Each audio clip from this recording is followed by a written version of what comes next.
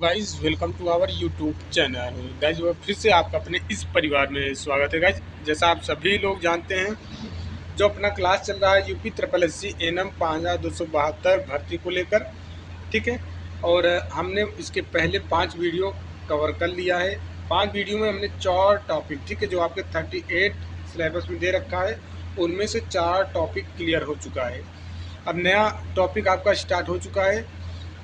इसका नाम क्या है? स्वास्थ्य कार्यकर्ता एवं स्वास्थ्य कार्यकर्ता के कार्य एवं दायित्व और एएनएम के लिए आचार संहिता। देखिए, इसके पहले जो हमने क्लियर किए हैं 4 टॉपिक, उनका थियरी और MCQ plus previous year paper के साथ सारा कुछ निपटारा हो चुका है। कोशिश कर रहे हैं विद इन 1 मंथ में आपका ये 38 टॉपिक क्लियर करने के बाद हम इतने ज़्यादा, देखिए थियरी हम देख रहे हैं, पूरा थियरी और एमसीक्यू दोनों प्लस प्रीवियस ईयर पेपर देख रहे हैं। जब ये 1 महीने में आपका ये कंप्लीट हो जाएगा, उसके बाद हम चैप्टर वाइज सारे एमसीक्यू भर भर के प्रैक्टिस करेंगे और लगातार टेस्ट तो दे रहे हैं। एक दिन आपको क्लास नहीं मिली होगी यूट्यूब पे, क्योंकि टेस्ट था। जो लोग फी दे के ज्वाइन किए हैं, अलग से ग्रुप है उनका, उन लोगों का टेस्ट था, ठीक है। टेस्ट होने के कारण आपकी क्लास अपलोड ना हो पाई। और यूट्यूब पे मैं कंटेंट तो सब दूंगा, ठीक है, और क्लास भी पूरा करवाऊंगा, बट ये टाइमिंग नहीं है, ठीक है। टाइमिंग नहीं है, हो सकता है वीडियो आए, हो सकता है ना आए, तो कोई फिक्स नहीं है, ठीक है। लेकिन ऐप पे जो ग्रुप बना है उनको पीडीएफ प्रोवाइड कर दिया जाता है, ठीक है। टेलीग्राम चैनल पे भी अलग से लिंक बना दिया गया है। जो लोग फी देकर आ रहे हैं, ठीक है, उनको सारा पीडीएफ दे दिया जाता है, प्लस उनको सारा टेस्ट भी दे दिया जाता है। तो आप लोग यदि इंटरेस्टेड हैं पीडीएफ को लेकर, तो नॉर्मल सी फीस है, आप कांटेक्ट कर सकते हैं। ग्रुप का लिंक मैं पिन कर दे रहा हूँ, ठीक है, कमेंट बॉक्स में। आपने ग्रुप में जाना है, वहाँ से जाने के बाद आपको एडमिन देखना है, एडमिन हम ही रहेंगे, वहाँ से नंबर निकालना है और हमारे पास मैसेज करना है कि सर पीडीएफ चाहिए, तो आपको प्रोवाइड कर दिया जाएगा लिंक, आप वहाँ से पीडीएफ को ले सकते हैं। क्लियर? तो आज हम देखने वाले स्वास्थ्य कार्यकर्ता के कार्य एवं दायित्व और एएनएम के लिए आचार संहिता। इसका पार्ट 1 है, इसके बाद पार्ट 2 आने वाला है। कुछ लोगों का कमेंट आ रहा था कि सर वीडियो बहुत लेंदी हो जाती है, मतलब बहुत लंबा हो जाता है, आप छोटा छोटा वीडियो डालें। जब हम छोटा छोटा वीडियो आपको प्रोवाइड करेंगे, ना तो आपका कंसेप्ट क्लियर हो पाएगा, ना आपको कंटिन्यूटी बन पाएगी। 40-40 मिनट का वीडियो डालें, फालतू की चीज़ें हम वहाँ पे बताते चले जाएं।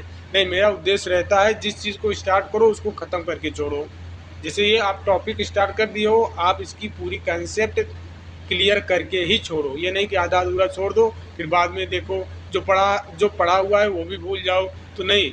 यही असल में पढ़ाई जो स्मार्ट स्ट्रेटजी जिसको बोलते हैं, यही होता है कि जिस टॉपिक को आपने शुरुआत कर दिया उसको पूरा फिनिश करके छोड़ो, फिर बाद में आप उसको धीरे धीरे रिवाइज करते रहना, ताकि आपके दिमाग में बना रहे, भूलें ना आप। कंटिन्यू उसको रिवाइज जब भी समय मिले, 10 मिनट 5 मिनट में। पीडीएफ का फ़ायदा यही रहता है, पीडीएफ रहेगा तो 5 मिनट में सारे रिवाइज हो जाते हैं। नहीं तो रिवाइज करना होता है तो भैया पूरा वीडियो देखना पड़ेगा। ये टाइम की आपकी, मैं अब पूरी कोशिश करता हूँ आपका टाइम बिल्कुल बर्बाद ना हो, इसलिए रिकॉर्डेड क्लास। कुछ लोग बोलते हैं कितने बजे क्लास लाइव आती है, तो भैया अपना लाइव का फंडा नहीं है, अपना लाइव का फंडा नहीं है। यूट्यूब पे वॉच टाइम बढ़ाना नहीं है, या फिर यूट्यूब को ऐसा कोई उद्देश्य भी नहीं है कि हम यूट्यूब को मोनेटाइज किए हैं, चलिए भैया पैसा ही बनता रहेगा, वॉच टाइम ही होता रहेगा। इसलिए रिकॉर्डेड क्लास आपको देते हैं और ऐड भी नहीं आता है। मेन सबसे बड़ा उद्देश्य ये है कि मोनेटाइज ना करने का, आपके ऐड ना आए। मोनेटाइज था पहले, लेकिन बाद में हटा दिया है हमने, मोनेटाइज ही हटा दिया है। तो ऐड ना, आपके ऐड में टाइम व्यर्थ जाता है और दिमाग भी डिस्टर्ब हो जाता है। आपकी कंटिन्यूटी बनी है, आपका फोकस बना है टॉपिक पे, बीच में ऐड आके बोलने लगे, ऐड आने लगता है, बहुत ज़्यादा ऐड आता है, ठीक है। लेकिन जब मोनेटाइज वही चीज़ नहीं होता तो ऐड कम आते हैं लिमिट, वो यूट्यूब की तरफ से रहते हैं, लिमिट में रहते हैं। शुरू से ही प्रयास आप लोगों के लिए था कि आप समय को बर्बाद ना करें, और मैं बोलता भी था कि 1 महीने में पूरा कंप्लीट करवा के रखूँगा आपके सारे टॉपिक को। 3 महीने में 3 बार रिवीजन करवाऊँगा और फुल कंसेप्ट के साथ। जब आपके टेस्ट में 90 नंबर, और ये टेस्ट जो बनता है ऐसे नॉर्मली नहीं रहता है, ठीक है, एक्सपर्ट के द्वारा। बाकी आज के क्वेश्चन से आपको पता चल जाएगा, ऐसे क्वेश्चन आपने देखा भी नहीं होगा, जिस तरीके से इतना बड़ा क्वेश्चन सेट किया गया है और आपके पेपर में बनने वाला भी है। पिछली साल का छोड़ दीजिए, 1 लाइन 2 लाइन का प्रश्न नहीं बनेगा। इस बार लेंदी बनाएंगे ये लोग पेपर को, और ऑप्शंस को भी डिफ़िकल्ट रखेंगे। हर एक तरीके से पेपर थोड़ा अलग तरीके से दिखने वाला होगा। जो कोई एक्सेप्ट नहीं कर रहा होगा वो चीज़ अलग होता है, ठीक है। क्योंकि जैसे पीईटी 2024 का देख लीजिए, यूपी पुलिस का देख लीजिए, पीईटी 2023 का, 24 का नहीं, 2023 का जो पेपर हुआ था, इन्होंने करवाया था, वो देख लीजिए। भर के लोग पढ़ाए थे, करंट अफेयर पढ़ाए थे, लेकिन ऐसा करंट पूछा कि किसी को पता ही नहीं चला कि ये आया कहाँ से है। इसके पहले जीके ऐसा पूछा, बताइए गांधी जी उस सन में धोती पहनना कब स्टार्ट किए, किस सन में धोती पहनना स्टार्ट किए थे। ये सारे क्वेश्चंस बने थे जो किसी भी बुक में ना मिलेगी ना तो किसी ने टीचर पढ़ाया होगा। तो एग्जामिनर भी इन सब चीज़ों से देखता है भैया, पेपर सेट करने से पहले चीज़ों को देखता है। सोशल मीडिया पे उसको भी पता है, यूट्यूब पे फ्री ऑफ कॉस्ट शिक्षा सब लोग ग्रहण लेते हैं। अगर हम वैसा ही पैटर्न फॉलो कर देंगे तो भैया सबका सिलेक्शन ही हो जाएगा, रुकेगा कौन। अगर जैसे कोई पढ़ा रहा है टीचर, उस पर आप ऐसे ही समझ लो एक प्रकार से कि एक यूट्यूबर हैं, वो पढ़ा रहे हैं, उनके वीडियो पर देखोगे 70,000 व्यू या 80,000 व्यू आया है। अब आपकी भर्ती आई है कितना, 5,000 वैकेंसी। अब ये सारे छात्र इन्हीं का वीडियो पढ़ के जाएंगे पेपर देने, ठीक है। और पेपर में वही चीज़ आ गया तो 70,000 का 70,000 वही करके आएगा सही, तो भैया कंपटीशन कहाँ पहुँच जाएगा। तो एग्जामिनर भी समझता है हर एक चीज़ को, वो लोग भी उसी चीज़ को देखते हैं कि क्या पढ़ाया गया है, सोशल मीडिया पे क्या बताया गया है, या फिर कौन से बड़े बड़े किताबों में क्या लिखा है। उससे अलग हट के अपनी भाषा में चीज़ों को करवाते हैं। इसलिए मैं बोलता हूँ थियरी पढ़िए, थियरी पढ़े रहेंगे तो प्रश्न का भाषा कुछ भी रहेगा आप बना लेंगे, ठीक है, कन्फ्यूज नहीं होंगे। ये चीज़ मेरा कहने का मतलब है। यूपी पुलिस का देख लीजिए आप, यूपी पुलिस का पहली बार पेपर हुआ, अभिरुचि का प्रश्न आया था। किसका भैया, अभिरुचि का आया था, ठीक है। आपको पता नहीं होगा तो यूट्यूब पे सर्च कर लेना, ठीक है। पहली बार जब हुआ था अभिरुचि का प्रश्न भर के दिया था, 30 से 40 प्रश्न ऐसे, 15 से 20 प्रश्न ऐसे, किसी शिफ्ट में 30 प्रश्न अभिरुचि, मानसिक अभिरुचि का प्रश्न दिया था, ठीक है। तो दूसरी बार ये तो पेपर लीक हो गया, रद्द हो गया। दूसरी बार जब पेपर कराया तो सारे टीचर ने समय मिल गया सबको, सारे यूट्यूब पे टीचर ने यही मानसिक अभिरुचि को अच्छे से पढ़ाया, खूब घोर के रटवा दिया, समझा दिया, खूब अच्छे से पढ़ा दिया। लेकिन दोबारा जब पेपर हुआ ये मानसिक अभिरुचि का एक भी प्रश्न नहीं पूछा, सारे के सारे धरे रह गए। ताज्जुब हो गए कि भैया बताओ 30 नंबर पाने के लिए हम लोगों ने इतनी मेहनत किया, 2-2 महीने पढ़ाई किया, लेकिन प्रश्न बना ही नहीं मानसिक अभिरुचि का। यूपी पुलिस का पेपर की मैं बात कर रहा हूँ। तो वही चीज़ होता है, एग्जामिनर देखता है भैया कि आपने क्या पढ़ाया है, सोशल मीडिया पे क्या चल रही है, उससे हट के अलग करें ताकि कटाव ज़्यादा ना जाए। नहीं तो 100 में 90 कटाव चला जाएगा। पढ़ाया हुआ सब आ जाए एग्ज़ाम में, जो चल रहा है यूट्यूब पे सब कुछ पढ़ा रहे हैं, फ्री में दे रहे हैं। अगर वही चीज़ सेम टू सेम आ जाएगा पेपर में तो कटाव हाई चली जाएगी कि नहीं चली जाएगी। फिर आयोग को भी जवाब देना पड़ेगा, उसको भी मुश्किल हो जाएगा किस तरीके से हम करें। तो ये मैटर रखता है। किसी भी चीज़ का पेपर देख लो यार, ये तो हमारा एक्सपीरियंस है। मैं एक पेपर नहीं देता हूँ, हर एक भर्ती का पेपर देता हूँ, ये समझ लीजिए। किस लिए, पेपर का पैटर्न समझने के लिए, पेपर की भाषा समझने के लिए। चाहे वो रेलवे हो, चाहे एसएससी हो, चाहे बैंक हो, चाहे यूपीएससी हो, चाहे जिसका भी हो भर्ती, सबका पेपर देता हूँ पैटर्न समझने के लिए। एम्स का हो, किसी का भी हो, सबका। और हर एक पेपर का लगातार देखता रहता हूँ कि क्या चल रहा है, क्या पूछा जा रहा है, ठीक है। इसलिए जो चीज़ें हैं मैं आप तक शेयर करना चाहता हूँ, सब कुछ अच्छे से बताना चाहता हूँ कि भैया ये चीज़ें होती है। अपना एक्सपीरियंस मैं बता रहा हूँ। जैसे कि अभी रेलवे की ही देख लो, रेलवे का 2018 में भर्ती आई थी, 2018 में भर्ती आई थी, 2018 में भर्ती आई थी, लोको पायलट की आई थी और ग्रुप डी की आई थी, ठीक है। लोको पायलट ग्रुप डी की भर्ती आई थी। तो 2018 में इन्होंने साइंस का पोर्शन 25 नंबर था, तो इन्होंने साइंस का सबसे ज़्यादा 9th क्लास से पूछ लिया था।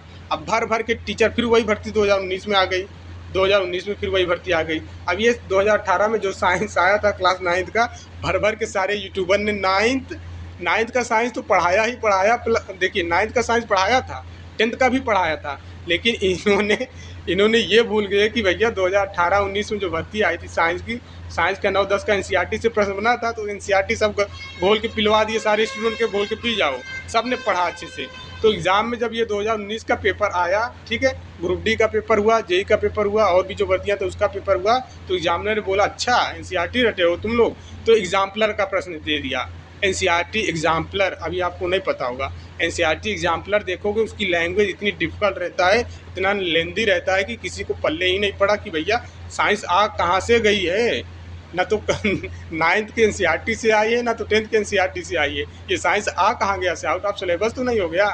तब पता चला बाद में, कह रहे बाबा ये तो एनसीईआरटी एग्जाम्पलर 9th और 10th का जो एग्जाम्पलर होता है वहाँ से पूछा था। तो यही चीज़ होता है। क्लास नंबर 5 में कुछ लोगों का डाउट आ रहा था कि इस चीज़ को लेकर, पीएससी की आबादी को लेकर, ठीक है। यहाँ पे जो लिखा है 30,000 से 80,000 लोगों की सेवा करती है। और देखिए आपका आदिवासी और पहाड़ी क्षेत्र में आपके एग्ज़ाम में अगर बन जाएगा आदिवासी और पहाड़ी क्षेत्र में कितना, तो 20,000 लगाना है। और आपके एग्ज़ाम में बन जाएगा मैदानी क्षेत्र में, ठीक है, मैदानी पे कितना, तो आपको 30,000। यहाँ पे 30,000 से 80,000 क्यों मैंने बोला है, क्योंकि भैया सबका डेटा अलग है। यहाँ पे देखिए एन, ठीक है, NIHFW के अनुसार 50,000 माना गया है, ठीक है। और भी एक डेटा है जो 60,000 मानते हैं, ठीक है। तो इसलिए 30,000 से 80,000। अगर आपके ऑप्शन में 30,000 नहीं देगा और पूछ लेगा कि बताइए प्राथमिक स्वास्थ्य केंद्र पर मैदानी क्षेत्र में कितना पॉपुलेशन पे पीएससी की स्थापना होता है, या फिर प्राथमिक स्वास्थ्य केंद्र का स्थापना एक मैदानी क्षेत्र में कितनी जनसंख्या पे होता है, और ऑप्शन में 30,000 ना दे और ना ही 20,000 दे, तो आप क्या करेंगे। ऑप्शन में दे देगा 40,000, 50,000, 60,000। तो उसके लिए है कि भैया ये रेंज में है कि 30,000 से 80,000, ठीक है। मिनिमम 30,000, ठीक है, मैक्सिमम 80,000। लेकिन आज के डेट में ऐसा नहीं है, 80,000 से ज़्यादा पे एक पीएससी की संख्या है, ठीक है। एक पीएससी की संख्या 80,000 पॉपुलेशन से ज़्यादा पे है, कहीं कहीं तो 1.5 लाख 2 लाख ऐसा ये लोग किए गए थे। आपके प्रश्न में कहने का मतलब है, आपके प्रश्न में अगर 30,000 पूछ लेगा मैदानी क्षेत्र में, ठीक है, तो आपको 30,000 लगाना है। 30,000 दिख जाए तो 30,000 लगा देना है। 30,000 ना दिखे, 40,000 दिख जाए, 50,000 दिख जाए, तो 40,000 50,000 को आपको लगा के आना है। वहीं पे पहाड़ी क्षेत्र में तो कोई कन्फ्यूजन नहीं है, 20,000 आपको करके ही आना है, ठीक है। तो इसको लेकर आप जो कन्फ्यूज हैं तो ये अपना कन्फ्यूजन दूर कर लें, तो मैं बता रहा हूँ, ठीक है। जो चीज़ें अगर आपके पेपर में मैदानी पूछ ले, मैदानी क्षेत्रों में पूछ ले और संख्या 30,000 दिया रहे, तो आप 30,000 करके आना है, ठीक है। या फिर देखिए NI, ठीक है, HFW, ठीक है, राष्ट्रीय स्वास्थ्य परिवार कल्याण, ठीक है, ये होता है। इसके अंतर्गत इन्होंने बताया है कि 50,000 होता है इसके अनुसार, ठीक है। इसके अनुसार जो 50,000 आबादी पे एक पीएससी की स्थापना होती है, ठीक है। और राष्ट्रीय स्वास्थ्य मिशन ने जो बताया है 30,000, ठीक है। राष्ट्रीय स्वास्थ्य मिशन ने जो बताया है 30,000 बताया है बाकी, और राष्ट्रीय स्वास्थ्य मिशन ने जो बताया है डेटा 30,000 बताया है, और पहाड़ी के लिए 20,000 बताया है। क्लियर। अब उम्मीद करते हैं आपको इस प्रश्न में डाउट नहीं होगा। अगर आपके एग्जाम में बन के आता है मैदानी क्षेत्र में कितनी, ठीक है, तो आपको यही 30,000 मार के आना है। और पहाड़ी क्षेत्र में लिख के आता है 20,000। अगर मैदानी क्षेत्र में 30,000 वाला ऑप्शन ना दिखाई दे तो उसके बाद का जो ऑप्शन हो 40,000, 50,000, 60,000 वो करके आना है, ठीक है। पहले हम 30,000 पे जाएंगे, ठीक है। मैदानी क्षेत्र में पूछा है तो 30,000 देखेंगे, 30,000 ऑप्शन में दिखाई दे देगा तो कर देंगे, या फिर उनमें कंडीशन दे देगा, ठीक है, एक और चीज़ देगा, या फिर पूछ लेगा कि बताइए NIHFW के अनुसार, तब हमको 50,000 पे जाना है, 50,000 पे तब हमको करना पड़ेगा, ठीक है। सिंपल इतना ही पूछ ले कि बताइए एक प्राथमिक स्वास्थ्य केंद्र जो मैदानी क्षेत्र में स्थापित करना है वो कितनी आबादी पे स्थापित किया जाएगा, तो आपको बताना है कि भैया 30,000, ठीक है।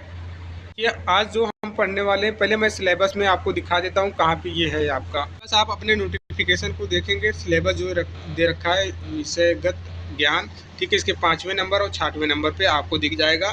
तो आज हम ये 5वें और 6वें नंबर को दोनों को एक साथ लेके चल रहे हैं, ठीक है। एएनएम के लिए आचार संहिता और स्वास्थ्य कार्यकर्ता के कार्य एवं दायित्व के बारे में, ठीक है। तो इसके पहले हमने यहाँ तक कवर कर लिया है, ठीक है। 4 टॉपिक को अच्छे से कवर किया है बढ़िया तरीके से, बिल्कुल। उन सभी का प्लेलिस्ट अलग से आपको बना दी गई है। देखिए लास्ट वीडियो पे अच्छा आपने सपोर्ट और प्यार दिखाया, ठीक है। ऐसे ही अगर कंटिन्यू आपने सपोर्ट और प्यार दिखाते रहे तो मैं वादा करता हूँ सारे के सारे वीडियो टॉपिक वाइज हम आपके अपने इसी यूट्यूब चैनल पे अपलोड कर देंगे, ठीक है। देखिए इसी में आपका रोल जो है, ठीक है, इसी में आपका हम ये भूमिका का भी कुछ चीज़ देख लेंगे। समुदाय में लोगों की सलाह में स्वास्थ्य कार्यकर्ताओं की भूमिका, मतलब ये आपका समझ लीजिए कि ये तीनों एक साथ चलेगा, ठीक है। तीनों एक साथ चल रहा है, तीनों एक साथ ही चलेगा, ठीक है। उसके बाद हम ये सारी चीज़ें देखेंगे, ये आपका जो हेल्थ प्रमोशन वाला, ठीक है, हेल्थ प्रमोशन वाला फिर सब्जेक्ट आ जाएगा। यहाँ से लगभग आपका ये कम्युनिटी हेल्थ नर्सिंग का जो कम्युनिटी हेल्थ नर्सिंग का जो सब्जेक्ट है लगभग यहाँ से ख़त्म है। कहाँ से ख़त्म है भैया? यहाँ से ख़त्म है। यहाँ से 7 नंबर से लगभग ख़त्म है, आप मान के चले 6 नंबर से ही ख़त्म है, ठीक है, क्योंकि ये आचार संहिता आपका ठीक है आपके फर्स्ट ईयर में भी दे रखा है। सेकेंड ईयर वाले जो बुक हैं, 3 बुक है ना, मिडवाइफरी का है, हेल्थ सेंटर मैनेजमेंट का है, उनमें भी आचार संहिता वो है आपका, ठीक है। और ये स्वास्थ्य कार्यकर्ता के जो कार्य एवं दायित्व, तो ये हर एक टॉपिक पे आपको मिलेगा, ठीक है, हर एक चैप्टर में मिलेगा। तो सबके लिए हम एक साथ में सारा निकाल लिए हैं, उस पर कौन कौन से हैं, जैसे कि कट जाने पे वहाँ पे स्वास्थ्य कार्यकर्ता का क्या दायित्व होगा, क्या कार्य रहेगा, क्या रोल वहाँ पे रहेगा, वो सारे के बारे में। या किसी का ब्लड प्रेशर ज़्यादा है तो स्वास्थ्य कार्यकर्ता का रोल क्या रहेगा, कोई डिजीज़ है उसके प्रति क्या रहेगा, या फिर टीकाकरण के प्रति एक स्वास्थ्यकर्ता का क्या रोल रहता है। ये सारे हर एक चैप्टर हर एक टॉपिक में आपको स्वास्थ्य कार्यकर्ता के रोल के बारे में है, ठीक है। तो सारे सब्जेक्ट के सारे चैप्टर में रोल ही रोल है। तो कहीं ना कहीं ये अपने आप में इम्पॉर्टेंट है और ये आपकी पूरी बुक की चैप्टर प्लस पूरा विषय को कवर कर लेता है। स्वास्थ्य कार्यकर्ता के कार्य एवं दायित्व, आपने ये चैप्टर पढ़ लिया तो समझिए एक प्रकार से कि आपने सारे विषय के चैप्टर को एक बार थोड़ा थोड़ा करके जान लिया कि इस सब विषय में क्या है, इस सब्जेक्ट में क्या है, ठीक है, इस चैप्टर में क्या है। आचार संहिता आपके फर्स्ट ईयर के जो किताबें हैं, ठीक है, उनमें भी है, और सेकेंड ईयर में जो किताबें हैं उनमें भी है, ठीक है। सबसे पहले हम देखेंगे सामुदायिक नर्सिंग में एनएम महिला स्वास्थ्य कार्यकर्ता का क्या योगदान होता है, या फिर एनएम के कार्य और आचरण को किस तरीके से सामुदायिक नर्सिंग में देखा जाता है। सामुदायिक स्वास्थ्य नर्सिंग में एनएम का क्या कार्य रहता है, क्या योगदान रहता है, और इनके आचरण के बारे में हम समझेंगे, ठीक है। तो सबसे पहले हम देखेंगे एनएम के कार्य एवं उत्तरदायित्व किसके संदर्भ में, सामुदायिक स्वास्थ्य नर्सिंग के संदर्भ में, ठीक है। तो यहाँ पे देखेंगे एनएम के कार्य और उत्तरदायित्व। व्यवसायिक विकास के प्रति उत्तरदायी होना, एनएम को अपने व्यवसायिक ज्ञान और कौशल को अद्यतन बनाए रखना चाहिए ताकि वह स्वास्थ्य सेवाओं की गुणवत्ता सुनिश्चित कर सके। उनके अंदर जो स्किल्स है, जो उनका व्यवसाय है, उसको कंटिन्यूटी अच्छे से बनाए रखना है, ठीक है, ताकि जो वो स्वास्थ्य सेवा दे रहे हैं उसकी क्वालिटी सुनिश्चित हो सके, उसकी गुणवत्ता ठीक तरीके से हो सके, ठीक है। उसके बाद सेवा मूल्य, ये इंपॉर्टेंट है, प्रश्न बना है, ऑप्शन करके आया था कि एनएम का इनमें निम्नलिखित में कौन सा एनएम का कार्य दायित्व निर्धारित नहीं करता, ऐसे करके बना था और 4 हेडिंग दे के रखा था। व्यवसायिक विकास के प्रति उत्तरदायित्व होना, सेवा मूल्य या उपहार स्वीकार लेना, ना लेना नहीं था, लेना यहाँ पे लिखा था, ना काट को लिख दिया था, सेवा मूल्य या उपहार स्वीकार लेना ऐसे लिख दिया था। तो जल्दबाजी में बहुत से लोग पूरा पढ़ते नहीं हैं, सेवा एवं मूल्य उपहार, तो ऐसे करके चले आते हैं, तो ये नहीं देखते हैं कि आगे क्या लिखा है, ठीक है, जल्दबाजी में हो जाता है। तो ये चीज़ ध्यान देना है, हेडिंग को अच्छे से समझना है। यहाँ पे बोला है सेवा या मूल्य उपहार स्वीकार न करना। नैतिक आचरण के अनुसार एनएम को किसी प्रकार की उपहार या आर्थिक लाभ को अस्वीकार करना चाहिए जो उसके निर्णय को प्रभावित कर सके, ठीक है। ये नहीं कि आपके सीएससी पे कोई आ गया खुशी खुशी में, ठीक है, आपको बोले कि मैडम जी आप बहुत बढ़िया काम करते हैं, मेरे तरफ से ये गिफ्ट है, आप ले लीजिए। मिठाई का डब्बा, दिवाली के दिन, अभी दिवाली आ रहा है, दिवाली के दिन मिठाई का डब्बा आपके यहाँ आ जाएगा, आपके सेंटर पे आ जाएगा, आपके लिए स्पेशल, बोलेगा कि मैंने ये आपके लिए, तो आप ले लेंगे। नहीं, उपहार नहीं लेना है किसी भी प्रकार का, ठीक है, किसी से। और दूसरी बात हो गया पक्षपात रहित रहना, ठीक है, पक्षपात रहित रहना। एनएम को सभी धर्म, जाति और समुदाय के प्रति समान व्यवहार रखना चाहिए, ठीक है, समान व्यवहार रखना चाहिए, चाहे वो जिस भी जाति का हो या फिर जिस भी धर्म का हो, सबके लिए एक समान नज़रों से आपको देखना हो, कोई पक्षपात नहीं करना होता है, ठीक है। अब देखिए नेक्स्ट, ये सब चीज़ हम पहले ही स्वास्थ्य के निर्धारक तत्व में भी देख चुके हैं, अब भी देख रहे हैं, ठीक है। आचरण और मापदंडों का पालन, उसे स्वास्थ्य सेवा क्षेत्र से नैतिक मापदंडों का पालन करना चाहिए, ठीक है। जो भी चीज़ें हैं उनको सम्मान करना चाहिए। देखिए नेक्स्ट है दर्शन और उद्देश्य के प्रति समर्पित रहना, उसके कार्यों में प्राथमिक स्वास्थ्य सेवा के उद्देश्यों को पूरा करने की भावना होनी चाहिए कि ये हमारा टारगेट है, हमको ये कंप्लीट करना है, हमेशा ये भावना रहनी चाहिए। आज मुझे ये काम मिला है, आज ये मेरा उद्देश्य है, ये एम है, इसको हम अच्छे तरीके से करें, ये सोचना चाहिए। कार्य संतुष्टि, अपने कार्य से संतुष्ट होना जरूरी है जो कि उसकी सेवाओं की गुणवत्ता को बढ़ाता है, ठीक है। ये नहीं कि मन में कुछ और काम। देखिए दिमाग आपका स्थायी जब संतुष्ट नहीं रहेंगे आप अपने कार्य के प्रति, आपको लगता है ज़्यादा ओवर ड्यूटी हो रही है या फिर कम सैलरी में ये चीज़ें हो रही हैं, या फिर लगेगा कि यार ये क्या काम कर रहे हैं जो जिसमें हमें खुशी नहीं मिल रही है। ये सारा चीज़ आपको मानसिक रूप से परेशान करेगा, प्लस आपके कार्य में भी बाधा डालेगा। इंजेक्शन आपको देना होगा, कहाँ दे देंगे, कहाँ कौन सा टीका लगाना है वो भूल कर दूसरा ही चीज़ें कर देंगे, तो बहुत सारी समस्याएं होती हैं। इसलिए कार्य से संतुष्ट होना जरूरी है। अब देखिए समुदाय के प्रति एनम का व्यवहार और आचरण, ठीक है। एनम का व्यवहार और आचरण किसके प्रति? समुदाय के प्रति, ठीक है। सबसे पहले सम्मान और सहिष्णुता। समुदाय में दूसरों का सम्मान करें जिससे आपसी संबंधों में मिठास और विश्वास बढ़ता है, ठीक है। दूसरों का सम्मान करें, जितने भी समुदाय के लोग हैं उनमें आपसी तालमेल बना के रखें, एक दूसरे का सम्मान करें, ठीक है। समुदाय के दुख सुख में सहभागिता, समुदाय की स्वास्थ्य समस्याओं और सामाजिक मुद्दों में सहयोग करना चाहिए। क्लियर? ये सब कुछ हम पहले डिस्कस कर चुके हैं, ठीक है, लेकिन दोबारा करना पड़ा है क्योंकि रिपीटेड आ गया है। इसलिए समुदाय के सदस्यों की देखभाल, ठीक है। उसके बाद नेक्स्ट है व्यावसायिक आचरण संहिता का पालन। स्वास्थ्य सेवाओं को प्रदान करते समय नैतिकता और मापदंडों का पालन अनिवार्य है, ठीक है। नेक्स्ट हम देखेंगे तीसरे पॉइंट पे है कि समुदाय की आवश्यकताओं का आकलन। ये भी दायित्व है, ये भी कार्य है, ठीक है, स्वास्थ्य कार्यकर्ता का। जनसंख्या की संरचना और आवास स्थितियाँ, ठीक है। जनसंख्या की स्ट्रक्चर बनाना है और उसकी आवास की सिचुएशन देखना है। यह जानना है जरूरी है कि समुदाय में कितने लोग हैं और उनकी रहने की स्थिति कैसे हैं। झुग्गी में रह रहे हैं कि झुग्गी झोपड़ी में रह रहे हैं कि महल में रह रहे हैं कि तालाब के बगल रह रहे हैं कि गड्ढे के बगल रह रहे हैं, ये सारा स्थिति जानना जरूरी होता है। और कितने लोग की संख्या है, ठीक है। स्वच्छता और जल आपूर्ति। स्वास्थ्य समस्याओं की पहचान के लिए देखना चाहिए कि स्वच्छता और पानी की स्थिति कैसी है, ठीक है। स्वास्थ्य समस्याओं की पहचान के लिए देखना चाहिए कि स्वच्छता और पानी की स्थिति कैसी है, पानी सही आ रहा है सप्लाई का या फिर उनमें कोई दिक्कतें हैं, ठीक है। ये सारी चीज़ें देखना पड़ता है, ये भी कार्य होता है एनम का। पोषण और आर्थिक स्थिति। समुदाय में पोषण की स्थिति और मुख्य आय के स्रोतों को पता लगाना महत्वपूर्ण है। स्वास्थ्य के प्रति अवधारणा, ठीक है, चौथा पॉइंट में दिया है स्वास्थ्य सबके लिए अवधारणा है। यह लगभग 2000 ईस्वी में अस्तित्व में आई, जिससे प्राथमिक स्वास्थ्य देखभाल को सभी तक पहुंचाने का प्रयास किया गया। अब देखिए अल्मा आटा घोषणा 1978 इस अंतर्राष्ट्रीय सम्मेलन में स्वास्थ्य देखभाल के महत्व और सामुदायिक सहयोग की आवश्यकता पर बल दिया, ठीक है। पांचवें पॉइंट में है भूमिका देखना है। स्वास्थ्य सेवाओं में एनम की भूमिका क्या रहती है। स्वास्थ्य समस्याओं का समाधान एनम, ठीक है, स्वास्थ्य टीम के साथ मिलकर स्वास्थ्य समस्याओं का निवारण करती है। क्लियर? अब देखिए दवाइयों का टीकाकरण प्रबंध। आवश्यक दवाइयों और टीकाकरण से संबंधित रिकॉर्ड को व्यवस्थित रखना एनम का कर्तव्य है। स्वास्थ्य शिक्षा और जागरूकता। परिवार नियोजन ORS, ठीक है, ORS आज के उपयोग के प्रति लोगों को शिक्षित करना और स्वास्थ्य जागरूकता बढ़ाना।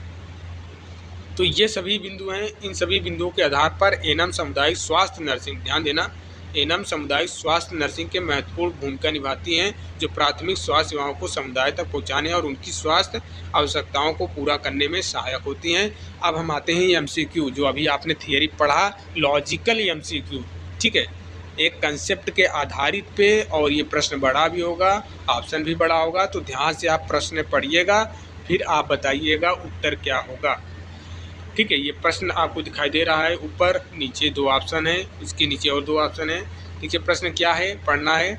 निम्नलिखित में कौन सा कथन सामुदायिक स्वास्थ्य नर्सिंग के नैतिक आचरण और व्यावसायिक मापदंडों के प्रति एनम की भूमिका को सर्वोत्तम रूप दर्शाता है। आज तक आपको ऐसा MCQ कहीं दिखाई नहीं दिया होगा, लेकिन भैया हम MCQ सेट किए हैं और मैं बोल रहा हूँ ऐसे ही MCQ अगर इस वाले टॉपिक से आएगा तो ऐसे ही MCQ आएगा बढ़िया तरीके से। बताइए, निम्नलिखित में कौन सा कथन सामुदायिक स्वास्थ्य नर्सिंग के नैतिक आचरण और व्यावसायिक मापदंडों के प्रति एनम की भूमिका को सर्वोत्तम रूप से दर्शाता है। पहला ऑप्शन दे रखा है, एनम को हमेशा स्वास्थ्य सेवाएं प्रदान करते समय अपने व्यक्तिगत विचारों और मान्यताओं को प्राथमिकता देनी चाहिए। अब ध्यान दीजिए, अपने व्यक्तिगत विचारों और मान्यताओं को प्राथमिकता देनी चाहिए ताकि वह प्रत्येक रोगी के साथ एक विशिष्ट दृष्टिकोण से काम कर सके। इसे स्वास्थ्य सेवा में विविधता के रूप में देखा जा सकता है और यह स्वास्थ्य सेवा को अधिक व्यक्तिगत बनाता है। क्या ये सही है? अच्छा, आगे हम पढ़ लेते हैं भैया। ऊपर देखिए, प्रश्न को आप चाहे कॉपी में लिख सकते हो, ठीक है, ताकि ऑप्शंस आपको दिखाई देते रहें। आप पहले प्रश्न, क्योंकि हम ऊपर स्क्रॉल करेंगे तो ये भैया ऊपर स्क्रॉल करेंगे, ठीक है, तो ये नीचे चला जाएगा, ये बात है, ठीक है। तो प्रश्न को कॉपी में लिख लीजिए, ठीक है, एक बार नोट डाउन कर लीजिए स्टॉप करके, फिर उसके बाद ऑप्शन आप देखते जाइए। प्रश्न भी देखिए, ऑप्शन भी देखिए। दूसरा ऑप्शन क्या है, एएनएम को समुदाय के सदस्यों के साथ अपने व्यावसायिक और व्यक्तिगत संबंधों को मिलाने की अनुमति होनी चाहिए, क्योंकि इससे आपसी विश्वास को बढ़ावा मिलता है और इससे मरीजों के साथ अधिक गहरा संबंध स्थापित होता है, जो स्वास्थ्य सेवाओं की गुणवत्ता में सुधार कर सकता है। या फिर सी वाला ऑप्शन बताइए। अब सी और डी आपको बताना है कौन सा सही है। यहाँ पे हम आपको सी और डी दोनों ऑप्शन दिखाई दे रहे हैं। सी वाला पढ़ना है आपको, ठीक है। सी वाला आपको पढ़ना है क्या, सी वाला पढ़ना है, एएनएम को अपने नैतिक मापदंडों के, ध्यान देना, नैतिक मापदंडों के, जो ऊपर आपने पढ़ा है, नैतिक मापदंडों के अनुरूप कार्य करते हुए समुदाय के सभी सदस्यों के साथ सम्मान व्यवहार करना चाहिए और स्वास्थ्य सेवाओं की गुणवत्ता में सुधार के लिए हमेशा स्वप्रेरित रहना चाहिए, भले इसके लिए अपने व्यक्तिगत विचारों का त्याग करना पड़े, ठीक है। अब देखिए, सी वाला भी आपने देख लिया। अब डी वाला आपको बताना है। डी वाला क्या बोल रहा है, एएनएम को सेवा प्रदान करते समय किसी प्रकार के उपहार लाभ का स्वीकार करना चाहिए। ये तो वैसे ही कट गया, हम सभी लोगों ने थ्योरी में पढ़ा कि भैया किसी भी प्रकार का उपहार या लाभ नहीं लेना चाहिए, ठीक है। और बी वाला यहाँ पे देखिए, बी वाला कैसे काटेंगे, देखिए बी वाला काटेंगे, बी वाला व्यवसायिक और व्यक्तिगत संबंधों को। अरे भैया, कोई पर्सनल संबंध नहीं देखना है, सबके लिए समान, ऊपर हमने थियरी में देखा है, ठीक है। उसके बाद हम ए वाले की ओर चलते हैं। ए वाले ने क्या बता रखा है, ए वाले ने बता रखा है कि अपने व्यक्तिगत विचारों और मान्यताओं को, अरे भैया फिर इन्होंने व्यक्तिगत की बात बोल दी है। पर्सनल विचार और पर्सनल मान्यता आपका काम नहीं देगा, जो एक नैतिक मापदंड दिया गया है उसी के अनुरूप आपको कार्य करना होता है, ठीक है। तो ऑप्शन नंबर सी यहाँ पे देखिए बिल्कुल सही बोल रहा है कि अपने नैतिक मापदंडों के अनुरूप कार्य करते हुए समुदाय के सभी सदस्यों के साथ समान व्यवहार करना चाहिए, थियरी में हमने पढ़ा ऊपर, और स्वास्थ्य सेवाओं की गुणवत्ता में सुधार के लिए हमेशा मोटिवेट रहना चाहिए, भले इसके लिए अपने व्यक्तिगत विचारों को त्याग करना पड़े। तो आपका correct answer option number C हो जाएगा। तो ये प्रश्न होता है, ऐसे प्रश्न पढ़ेंगे दिमाग में बैठ जाएगा, कभी आप भूल ही नहीं पाएंगे कि क्या नैतिक तो होते हैं स्वास्थ्य कार्यकर्ता के, क्या आचरण होते हैं। अब देखिए ऑप्शन नंबर सी यहाँ पे करेक्ट है, अच्छे से आप पढ़ सकते हैं। व्याख्या सी, विकल्प सी है, एएनएम के नैतिक आचरण और व्यावसायिक मापदंडों को सर्वोत्तम प्रतिनिधित्व करता है, क्योंकि यह बताता है कि एएनएम को अपने कार्यों में नैतिकता बनाए रखनी चाहिए और सभी के साथ सम्मान व्यवहार करना चाहिए, चाहे व्यक्तिगत विचार कुछ भी हो। क्लियर। प्रश्न नंबर सेकंड की ओर चलना है। प्रश्न नंबर सेकंड क्या बोला जा रहा है, प्रश्न नंबर सेकंड बोला जा रहा है कि बताना है, स्वास्थ्य सबके लिए की अवधारणा को सफलतापूर्वक कार्यान्वित करने के संदर्भ में एएनएम द्वारा निभाई जाने वाली कौन सी भूमिका निम्नलिखित कथनों का समर्थन करती है। तो बताना है, पहला ऑप्शन पढ़ना है, एएनएम को सामुदायिक स्वास्थ्य के सुधार के लिए स्वेच्छा से अपनी व्यक्तिगत सेवाएं प्रदान करनी चाहिए।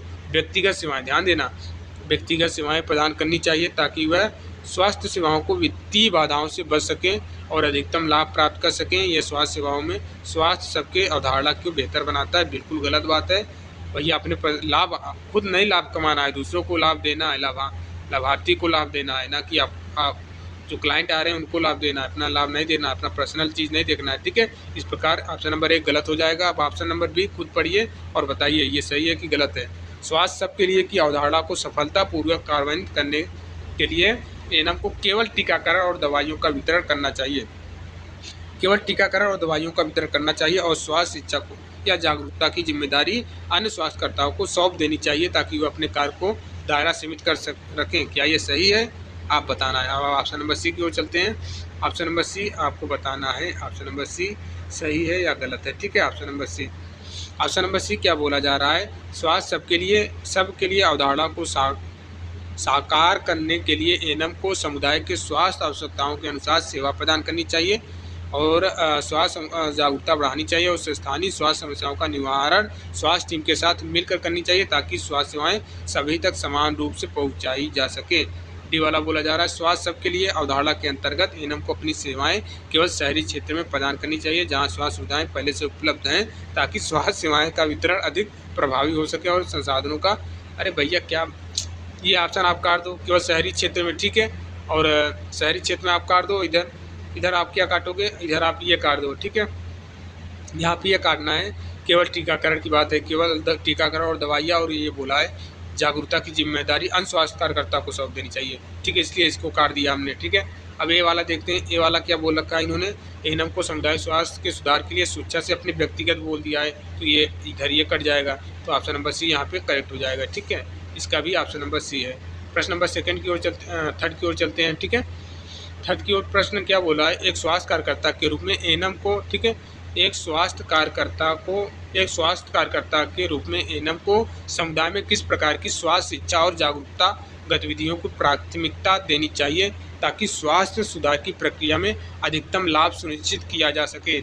4 ऑप्शन दिए हैं। पहला दिया है एएनएम को केवल उन स्वास्थ्य समस्याओं पर, केवल आ गया, ध्यान देना, मैंने अब बहुत पहले ही बताया था, जिस सेंटेंस में केवल वर्ड आ जाता है वहाँ पूरा प्रश्न का तरीका बदल देता है, उत्तर का तरीका बदल देता है। तो केवल वर्ड को आपको फोकस करना है, केवल उन स्वास्थ्य समस्याओं पर ध्यान देना चाहिए जो अधिक गंभीर हैं और साधारण स्वास्थ्य समस्याओं को अनदेखा करना चाहिए ताकि अधिकतम समय और संसाधनों को उचित उपयोग हो सके। इसमें स्वास्थ्य सेवाओं की गुणवत्ता को बेहतर बनाने में मदद मिल सकती है। क्या ये सही है, या फिर ऑप्शन नंबर बी देखना है, फिर उसके बाद ऑप्शन नंबर सी। आप ऑप्शन नंबर बी पढ़ लो अच्छे से, ठीक है, क्या सही है ऑप्शन नंबर बी, ठीक है, या फिर ऑप्शन नंबर सी सही है। आप पढ़ के बताओ कौन सा सही है, इसको आपको उत्तर देना है और आपको बताना है। हम देखते हैं कि आप लोग बता पाते हैं कि नहीं। 2 प्रश्न का तो उत्तर बता दिया हमने, इसका भी शायद आपको पता चल गया, ठीक है। यही तो दिक्कत है कि प्रश्न दिख जाता है आप लोगों को, ठीक है। प्रश्न नंबर डी का पढ़ लीजिए, ठीक है, डी ऑप्शन को पढ़ लीजिए आप। ये उत्तर तो दिख ही गया, कोई दिक्कत नहीं है, बी दिखाई दे रहा है, लेकिन आप लोग कर लेना, ठीक है। यहाँ पे एक्सप्लेन व्याख्या भी किया गया है, व्याख्या भी आप देख सकते हो। ईमानदारी से प्रश्न करना है सभी को, ये नहीं कि उल्टा सीधा नकल मार के करें। देखिए, गृह मुलाकात के दौरान, होम विजिट के दौरान, हमने बोला ना, हर एक चैप्टर में, हर एक टॉपिक में रोल होता है, हर एक चैप्टर के हर एक टॉपिक में स्वास्थ्य कार्यकर्ता का रोल है। तो हम हर एक चैप्टर को समझ लीजिए पढ़ ले, पूरा कवर कर ले रहे हैं। आप देखिए, होम विजिट की बात आ गई है, गृह मुलाकात अभी हमने पीछे पढ़ा था होम विजिट के बारे में, तो इसके बारे में देखना है क्या रोल रहता है यहाँ पे एएनएम का। होम विजिट जब करने जाती हैं तो उनको क्या क्या रोल अदा करना होता है। पहला रोल अदा रहेगा कि परिवार का रिकॉर्ड करना, ठीक है, परिवार को रिकॉर्ड करेंगे।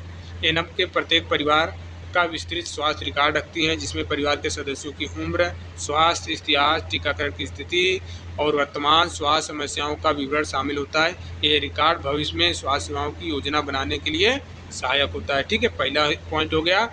दूसरा पॉइंट है उपचार संबंधी देखभाल करना, घर पर उपचार की आवश्यकता वाले रोगों की उचित नर्सिंग देखभाल प्रदान करना, जैसे कि घाव की ड्रेसिंग, दवाइयों का सेवन सुनिश्चित करना, आवश्यक चिकित्सा उपकरण का सही तरीके से उपयोग करना।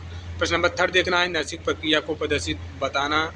ये सारे नर्सिंग प्रक्रिया में क्या, नर्सिंग प्रक्रिया को प्रदर्शित कर बताना, ठीक है, प्रदर्शित कर बताना। तीसरा पॉइंट है, घर के सदस्यों को स्वास्थ्य देखभाल के बुनियादी कौशल सिखाना, जैसे कि प्राथमिक चिकित्सा, चोटों का इलाज, हाइजीन बनाए रखना और बीमारियों से बचाव के उपाय को इसे नर्सिंग प्रक्रिया का प्रदर्शन करके बताया जाता है ताकि परिवार के सदस्यों स्वास्थ्य सेवाओं के प्रति आत्मनिर्भर हो सके। क्लियर। चौथे पॉइंट में इन्होंने बोला है क्या, गंभीर अवस्थाओं में आवश्यक नर्सिंग देखभाल करना। एएनएम को उन रोगियों की देखभाल के में सक्रिय भूमिका निभानी चाहिए जो गंभीर स्थिति में हैं, जैसे कि हृदय रोग, कैंसर, गठिया, मलेरिया, मधुमेह आदि। वह रोगी की स्थिति के अनुसार नर्सिंग देखभाल प्रदान करती हैं और आवश्यकता पड़ने पर चिकित्सा सहायता प्राप्त करने के लिए उन्हें अस्पताल तक ले जाने की व्यवस्था करती है। क्लियर। और 5वें पॉइंट में है नर्सिंग प्रक्रियाओं का पर्यवेक्षण। तो ये सभी होम विजिट के दौरान है, जो रोल अदा कर रही हैं ये होम विजिट के दौरान पूरा रोल अदा कर रही है, ठीक है।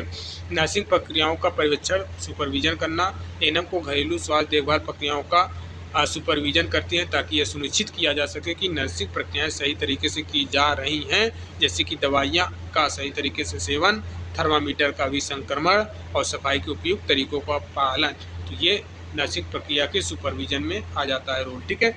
अब 6वें पॉइंट में देखिए, सारा कुछ होम विजिट के दौरान है, इतना रोल होता है होम विजिट के दौरान एक एएनएम को।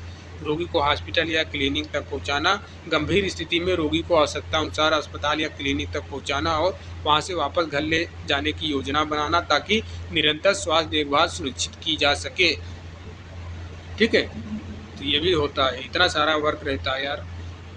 अब देखिए, परिवार को आत्मनिर्भर बनाना। एनएम का उद्देश्य परिवार के सदस्यों को स्वास्थ्य देखभाल के विषय में आत्मनिर्भर बनाना, ताकि वे छोटे मोटी स्वास्थ्य समस्याओं का समाधान खुद कर सकें। जब आप होम विजिट करने जा रहे हो तो ये सारा कुछ बताना पड़ेगा, ये सारा कुछ करना पड़ेगा, ये सारा कुछ रोल है आपका, ठीक है।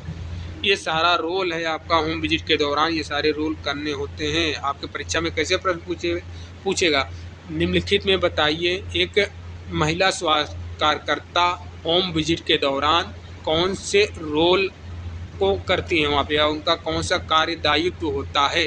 तो ये चारों हेडिंग, पांचों हेडिंग देगा एक डिफरेंट तरीके से रहेगा, तो उसी को आपको चयन करना होगा कि भैया ये नहीं रहता है। ठीक है, ग्रीन नर्सिंग में सुरक्षा और स्वच्छता के नियमों का पालन, ठीक है, जैसे कि हाथ धोना, थर्मामीटर का भी संक्रमण, ठीक है, ये सारी चीज़ें आप पढ़ लीजिए। सैनिटरी शौचालय का उपयोग, ठीक है, स्थानीय संसाधनों का उपयोग, ये आप सारा कुछ पढ़ लीजिए। बाकी हम ऐसे डिटेल में पढ़ाएंगे तो फिर वीडियो भैया ख़त्म ही नहीं होगी, इतना लंबी चली जाएगी कि आप भी बोलेंगे कि सर अब क्या ही बता रहे हो, आप बोर हो रहे हैं, ठीक है, ऐसा आप बोलोगे। लेकिन हम बोर आपको नहीं होने देंगे, क्योंकि हम भैया थियरी के साथ एमसीक्यू करवा रहे हैं। जब बोर होंगे थियरी से तभी एमसीक्यू लगा देंगे। देखिए, हॉट वाटर बैग की जगह वैकल्पिक साधनों का उपयोग, गर्म पानी की बोतल या अन्य घरेलू संसाधनों का उपयोग करना, ये सारे। अब हमने क्या देखा पहले यहाँ पे भैया, हमने क्या देखा एक बार हम फिर से बता दें। हमने देखा होम विजिट के दौरान एनएम का क्या भूमिका होता है, ठीक है। गृह मुलाकात के दौरान एनएम की क्या भूमिका होती है, ये सारा कुछ हमने देखा। जिनमें से पहला हेडिंग था परिवार का रिकॉर्ड रखना, दूसरा हेडिंग है उपचार संबंधी देखभाल रखना, तीसरा हेडिंग है नर्सिंग प्रक्रियाओं को प्रदर्शित करना, चौथा है यहाँ पे, चौथा है गंभीर अवस्थाओं में आवश्यक नर्सिंग देखभाल करना, और पांचवा यहाँ पे है नर्सिंग प्रक्रियाओं का सुपरविजन करना, ठीक है। और छठे पे है रोगी को हॉस्पिटल या क्लिनिक तक पहुँचाना, और सातवें पॉइंट पे है परिवार को आत्मनिर्भर बनाना, और आठवें पॉइंट पे है गृह नर्सिंग में सुरक्षा और स्वच्छता के नियमों का पालन करना, ठीक है। तो ये 8 पॉइंट है जो गृह मुलाकात के दौरान भूमिका निभाती है, ठीक है। अब हम आते हैं प्रश्न की ओर। भैया अब आपको बताना है प्रश्न, ठीक है, आप प्रश्न बनाना होगा, ठीक है। वही लेंदी प्रश्न है जैसे ऊपर भी आप करके आए हो। 3 प्रश्न पूछा है, क्या गृह मुलाकात के दौरान एनएम की प्राथमिक भूमिका क्या होनी चाहिए। जब अभी आप बता देना, ऐसे प्रश्न आपने पढ़ा है, कहीं देखा है किसी भी चैनल पे, आपने बता देना हमको बस कि हाँ सर हमको ऐसे बताया गया है। इतना प्रश्न बढ़िया से, इतना लेंदी इतना बड़ा ऑप्शन या इतना बड़ा प्रश्न आपने देखा होगा तो बताना आप। गंभीर रूप से बीमार रोगी के घर पर देखभाल करनी होती है, ताकि स्वास्थ्य सेवाओं की निरंतरता और गुणवत्ता बनाई जा सके या बनाई रखी जा सके, ठीक है। क्या पूछा है, पहले प्रश्न को समझिए। गृह मुलाकात के दौरान एनएम की प्राथमिक भूमिका क्या होनी चाहिए, जब उसके एक गंभीर रूप से बीमार रोगी के घर पर देखभाल करनी होती है। कहने का मतलब क्या है, एक गंभीर रूप से बीमार व्यक्ति को आप होम विजिट के दौरान देखने जा रही हैं, तो आपकी क्या भूमिका रहेगी। वही पूछा है, आपकी क्या भूमिका रहेगी, ताकि स्वास्थ्य सेवाओं को निरंतरता और गुणवत्ता बनाए रखी जा सके। ये चीज़ बताना है। अब आपको पढ़ना, अब आपको ऑप्शन देखना है, ध्यान रखना है। जिसको आप देखने जा रहे हैं वो गंभीर बीमार व्यक्ति है। पहला ऑप्शन है, एनएम को रोगी के घर पर होने वाले प्रत्येक नर्सिंग हस्तक्षेप के परिवार के किसी सदस्य की अनुमति लेनी चाहिए, ताकि परिवार का विश्वास और भागीदारी बढ़े, और केवल उन्हीं उपचारों को प्राथमिकता देनी चाहिए जो तत्काल आवश्यक है, ठीक है। यह सुनिश्चित करते हुए कि रोगी के नियमित चिकित्सक से परामर्श लिया जा चुका है। अच्छा, सही है प्रश्न। बस इसका हम सेकेंड ऑप्शन पढ़ते हैं। एनएम को रोगी के घर पर केवल प्राथमिक नर्सिंग देखभाल करनी चाहिए, ठीक है। हाँ, यहाँ तो सही है, प्राथमिक नर्सिंग देखभाल करनी चाहिए। और आगे पढ़िए, और सभी जटिल प्रक्रियाओं को अगले अस्पताल के दौरे तक स्थगित कर देना चाहिए। अब देखिए, जटिल प्रक्रियाओं को अगले अस्पताल के दौरे तक स्थगित कर देना चाहिए। इस प्रक्रिया में उसे परिवार को यह आश्वासन देना चाहिए कि किसी भी आपात स्थिति में रोगी को सीधे निकटतम अस्पताल में भर्ती करवा दिया जाए और स्वास्थ्य देखभाल के अधिक व्यापक रूप से शिफ्ट कर दिया जाए। अब ये आपके नज़रिए से तो बहुत बढ़िया लग रहा होगा, लेकिन खेला कुछ और है, कहानी कुछ और है, ठीक है। मोए मोए हो जाएगा अभी, ठीक है। आगे देखिए, एनम को न केवल गंभीर रूप से बीमार रोगी की देखभाल करनी चाहिए, बल्कि उसके घर पर होने वाली देखभाल के प्रत्येक पहलू की निगरानी करनी चाहिए, जिसमें रोगी की स्थिति में किसी परिवर्तन को पहचान, तत्काल नर्सिंग हस्तक्षेप शुरू करना और परिवार को उन स्वास्थ्य समस्याओं के लिए तैयार करना शामिल है जो हो सकती है, जिससे भविष्य में स्व देखभाल के लिए तैयार हो सके। अब बताइए, बहुत ही भैया क्रिटिकल केस है यहाँ पे। थोड़ा सा समझने का आपने गलत किया तो प्रश्न गलत हो जाएगा। बहुत ही लॉजिक वाला प्रश्न है, प्रश्न पढ़ना है। ए बी सी ऑप्शन आपने देख लिया, अब बचा है डी ऑप्शन। अभी हमने ये सारा देखा तो भैया सब कुछ सटीक लग रहा है। यहाँ पे अब क्या ही हम बताएं, ए बताएं कि बी बताएं कि सी बताएं। तो चलिए आइए डी को देखते हैं, डी में क्या लिखा है। देखिए, अब आपको चारों ऑप्शन एक साथ दिखाई दे रहे होंगे, ठीक है। इसको मैं इधर ला देता हूँ, इसको ऊपर ला दे रहा था, कहाँ ला रहा हूँ यार, ये छोटा भी नहीं होगा क्या।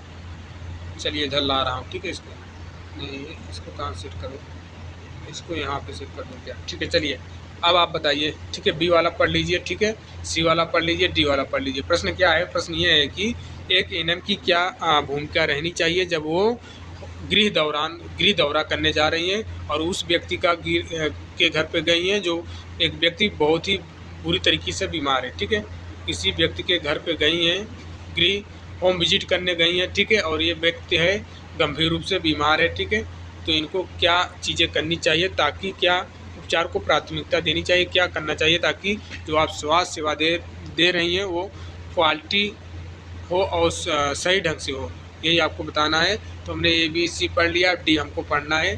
डी ऑप्शन में क्या लिखा गया है, डी ऑप्शन बोला गया है कि एनम को रोगी के उपचार में किसी प्रकार के हस्तक्षेप से बचना चाहिए जब तक कि परिवार के सभी सदस्य इस बात से सहमत न हो कि आवश्यक देखभाल की जा रही है। इससे यह सुनिश्चित करना भी शामिल है कि नर्सिंग हस्तक्षेप तभी किया जाए जब घर में स्वच्छता और नर्सिंग प्रक्रिया के सभी आवश्यक उपकरण मौजूद हैं। आप बताइए, क्लोज है भैया, बिल्कुल। बताइए क्या होगा। हम तो भैया ऑप्शन नंबर डी को काट देंगे, ठीक है। हमको इंतज़ार नहीं करना है, हमको उनसे आज्ञा। देखिए क्या बोला है, डी को काटिए आप। देखिए, एनम रोगी के उपचार में किसी प्रकार के हस्तक्षेप से बचना चाहिए। अरे भैया, उपचार में किसी प्रकार के हस्तक्षेप से क्यों बचोगे आप, जब तक कि परिवार के सभी सदस्य इस बात से सहमत न हों। सभी सदस्य की सहमति नहीं है कि हम उसके चाचा से जाके पूछें, उसके दादा से पूछें, फिर उसके बाद उसके दादा के लड़के से पूछें, फिर उनकी पत्नी से पूछें। ये पूछने जाएंगे, बताओ। अगर इंसान आपके सामने बीमार है, उसकी हालत ख़राब है, तो आप पूछने जाओगे उनके दादा से कि ये बताइए इनका हम जो है अपना प्राथमिक उपचार दें या फिर इनको हम लेके जाएं किसी जगह हॉस्पिटल में एडमिट करवाएं। ऐसा आप करोगे, ठीक है। सहमतों की आवश्यक देखभाल दी जा रही है। यह सुनिश्चित करना भी शामिल है कि नर्सिंग हस्तक्षेप तभी किया जाए जब घर में स्वच्छता और नर्सिंग प्रक्रिया के सभी आवश्यक उपकरण मौजूद हों। बिल्कुल गलत है, इसको आप काटो। ऑप्शन नंबर डी को काटो और ऑप्शन नंबर सी की ओर चलो। ऑप्शन नंबर सी क्या बोल रहा है भैया, एनम को न केवल गंभीर रूप से बीमार रोगी की देखभाल करनी चाहिए, बल्कि उसके घर पर होने वाले देखभाल के प्रत्येक पहलू की निगरानी करनी चाहिए। बिल्कुल, हाँ भैया, बहुत सही बोला है।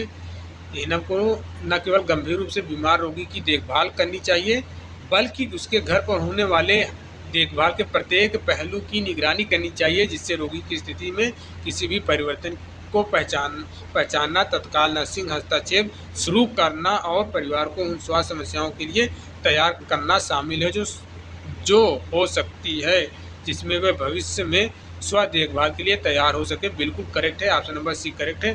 बाकी बी देख लेते हैं, बी क्यों गलत है भैया। बी बोल रहा है कि सभी जटिल प्रक्रियाओं को अगले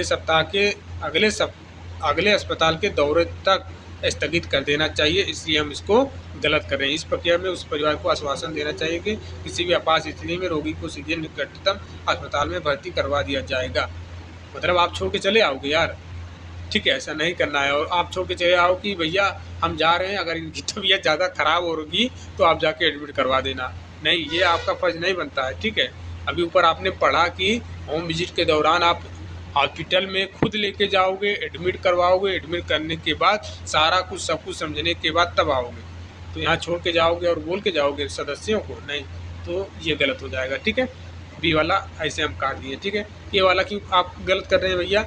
ए में ये बोला है कि एनम को रोगी के घर पर होने वाले प्रत्येक नर्सिंग हस्तक्षेप के लिए परिवार के किसी सदस्य की अनुमति लेनी चाहिए ताकि परिवार का विश्वास और भागीदारी बढ़े और केवल उन्हीं उपचारों की प्रति, यहाँ पे देखिए केवल वर्ड आ गया, इसलिए हम इसको काट दे रहे हैं, ठीक है।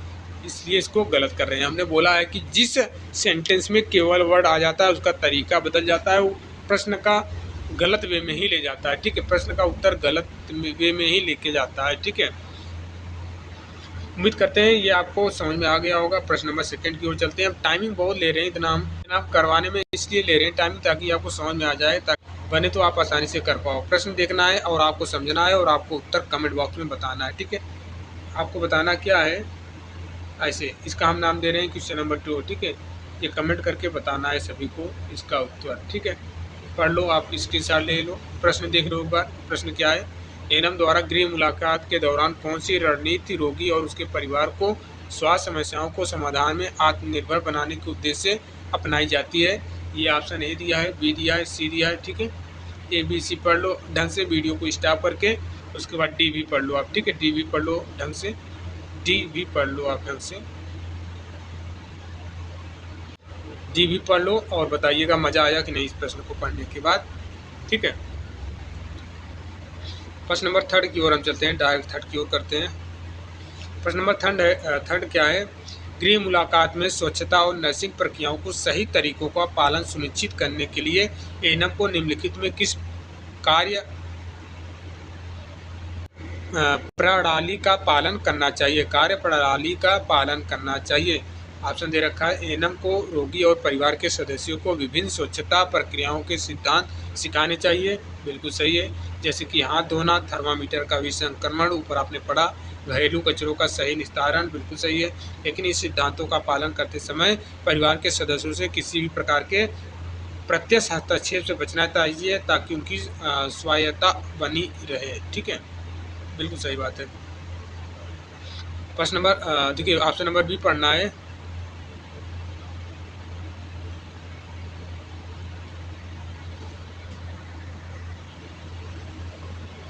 ऑप्शन नंबर बी पढ़ना है और बताना है आपको कि भैया मैटर क्या है।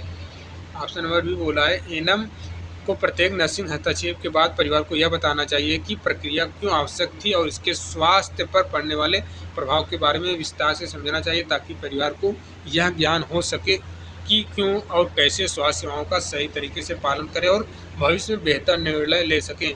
ऑप्शन नंबर सी बोला जा रहा है कि एनम को केवल तब हस्तक्षेप करना चाहिए जब यह स्पष्ट हो कि परिवार स्वच्छता प्रक्रियाओं का पालन नहीं कर रहा है या नर्सिंग प्रक्रियाओं को लापरवाही बरत रहा है, और उसे स्वास्थ्य सेवाओं को उचित निरीक्षण करना चाहिए और परिवार को केवल निर्देश देना चाहिए कि कौन सा नियमों का पालन करना चाहिए। भैया बकवास ऑप्शन है, काटो। देखिए, एनम को रोगी की देखभाल के लिए केवल वर्ड आ गया है, ऐसे भी काट दी। देखभाल के लिए केवल औपचारिक प्रक्रियाओं का पालन, ये भी काट दीजिए। तो आपने देखा किस तरीके से हमने ऑप्शन को काटा है। ए को काटा, ठीक है, ये डी को काट दिया और सी को काट दिया। बच क्या रहा है? ए बच रहा है, बी बच रहा है। जरा ए को पढ़िए। एनम को रोगी और परिवार के सदस्यों को विभिन्न स्वच्छता प्रक्रियाओं के सिद्धांत सिखाने चाहिए। विभिन्न स्वच्छता प्रक्रियाओं के सिद्धांत सिखाने चाहिए, जैसे कि हाथ धोना, थर्मामीटर का विसंक्रमण और घरेलू कचरे का सही निस्तारण। लेकिन इन सिद्धांतों का पालन करते समय परिवार के सदस्यों से किसी भी प्रकार का प्रत्यक्ष हस्तक्षेप से बचना चाहिए। यहाँ पे गलत कर दिया भैया। सारा तो यहाँ तो सही बोलते हुए आया ये लाइन, ठीक है, लेकिन यहाँ पे गलत कर दिया। यहाँ पे कहाँ पे भैया? यहाँ पे, जहाँ से लेकिन लगा है। लेकिन इन सिद्धांतों का पालन करते समय परिवार के सदस्यों को किसी भी हस्तक्षेप वाला जो बोल दिया बात भैया, वो गलत हो गई है, ठीक है। हस्तक्षेप से बचना चाहिए, इसलिए इसको हम गलत कर दे रहे हैं। ये वाला भी गलत हो जाएगा। बी वाला देखिए, एनम को प्रत्येक नर्सिंग हस्तक्षेप के बाद परिवार को यह बताना चाहिए कि प्रक्रिया क्यों आवश्यक थी। बिल्कुल बताना चाहिए भैया। इसके स्वास्थ्य पर पड़ने वाले प्रभाव के बारे में विस्तार से समझाना चाहिए ताकि परिवार को यह ज्ञान हो कि वे क्यों और कैसे स्वास्थ्य सेवाओं का सही तरीके से पालन करें और भविष्य में बेहतर निर्णय ले सकें। जैसे अभी आपको, ठीक है, सपोज दैट कोई बच्चा है, ठीक है, कोई बच्चा है, ठीक है, ऐसा विषैला पदार्थ का इन्होंने सेवन कर लिया या पी लिया या फिर खा लिया, ठीक है। तो सबसे पहले एज अ एनम आप क्या करोगे, सबसे पहले उसको देखना पड़ेगा उसने किस प्रकार का पदार्थ खाया है, ठीक है, ये देखेंगे। उसके बाद आप क्या करोगे, उसको पानी भरपूर पानी पिलाओगे, जितना हो सके उतना पानी भरपूर पिलाते पिलाते आप लेके कहाँ पे जाओगे, अपने नज़दीकी स्वास्थ्य केंद्र पे लेके जाओगे, ठीक है। वहाँ पे एडमिट कराओगे, लेकिन पानी पिलाते पिलाते लेके जाओगे, ठीक है। और उसकी बराबर देख रेख करते रहोगे। और क्या पता पानी इतना पी ले कि वो उल्टी कर दे, और उल्टी के साथ मतलब वोमिटिंग कर दे यार, ठीक है, वोमिटिंग आ जाए इसको, तो वोमिटिंग के साथ ही उसके जो विष है बाहर आ जाए और बच्चा बच जाए। तो यही चीज़ आपको बताना है, उनको समझाना है कि देखिए अगर भविष्य में ऐसी घटना होती है जिस तरीके से अभी हमने किया, आपको भी ये फॉलो करना पड़ेगा, तब वो भविष्य में होने वाले खतरे के प्रति अलर्ट हो जाएंगे कि नहीं हम भी ऐसे करेंगे, ठीक है। वही चीज़ बोल रहा है, इसलिए ऑप्शन नंबर बी करेक्ट है। क्लियर। देखिए यहाँ पे व्याख्या भी दिया है, विकल्प बी सही है क्योंकि एनम को नर्सिंग प्रक्रियाओं के महत्व और उनके परिणामों के बारे में परिवार को शिक्षित करना चाहिए। यह न केवल परिवार के सदस्यों को स्वास्थ्य देखभाल प्रक्रियाओं के सही पालन के प्रति जागरूकता बनाता है, बल्कि उन्हें निर्णय लेने के लिए भी तैयार करता है। अन्य विकल्प या तो परिवार के स्वायत्तता को कम करते हैं या उन्हें केवल निर्देशात्मक भूमिका तक सीमित रखते हैं, जो स्वास्थ्य सेवाओं की गुणवत्ता को प्रभावित कर सकता है। हाँ भैया, अब आगे हम आ गए। देखिए मैं क्लास 1 घंटे की ये वीडियो शूट करूँगा, 1 घंटे में जितना कवर हो पाएगा उतना करूँगा, बाकी कि मैं पार्ट बाय पार्ट कर दूँगा। मुझे लग रहा है कि ये 3 पार्ट ये भी होगा, ठीक है। एक पार्ट में तो भैया बहुत सारा बातें हो गया, बहुत चीज़ें बता दी हमने, लेकिन मैं आपको इस बात की गारंटी दे रहा हूँ आपके दिमाग में सारी चीज़ें बैठ जा रही हैं, अब दोबारा नहीं बोलूँगी, ठीक है। अब देखिए राष्ट्रीय टीबी नियंत्रण कार्यक्रम और अंधता रोकथाम में स्वास्थ्य कार्यकर्ता की भूमिका महत्वपूर्ण है, ठीक है। राष्ट्रीय टीबी नियंत्रण कार्यक्रम और अंधता रोकथाम में स्वास्थ्य कार्यकर्ता की क्या भूमिका रहती है, ठीक है। समुदाय में बीमारी के प्रसार को रोकने में सहायक है, बल्कि रोगियों को उनके परिवारों को उचित देखभाल और शिक्षा प्रदान करते हैं। इन दोनों कार्यक्रमों के उद्देश्यों, गतिविधियों और स्वास्थ्य कार्यकर्ताओं की भूमिका का विस्तार से विवरण दिया गया। भैया भूमिका ही पढ़ रहे हैं अभी, आपका जो मैंने आपको बताया था ना कि 3 टॉपिक आपके कवर होंगे एक साथ में। मैंने क्या बताया था, एनम के जो रोल है उसको कंप्लीट करेंगे, एनम का जो आचार संहिता है उसको कंप्लीट करेंगे, प्लस एनम का या स्वास्थ्य कार्यकर्ता का जो भूमिका है उसको कंप्लीट करेंगे। मतलब 3 चीज़ें आपकी एक साथ चल रही हैं, 3 टॉपिक को एक साथ कवर कर रहे हैं, वो भी पूरी बुक से कर रहे हैं, ठीक है। राष्ट्रीय टीबी नियंत्रण कार्यक्रम में स्वास्थ्य कार्यकर्ता की भूमिका क्या है, अब आइए। राष्ट्रीय टीबी नियंत्रण कार्यक्रम RNTCP का उद्देश्य टीबी क्षय रोग के प्रसार को रोकना और रोगियों को प्रभावी उपचार करना। स्वास्थ्य कार्यकर्ता की भूमिका निम्नलिखित महत्वपूर्ण बिंदुओं पर आधारित है। अच्छा, बिंदुओं पर आधारित है तो पहला बिंदु क्या है भैया, टीबी के लक्षण वाले रोगियों की पहचान करना।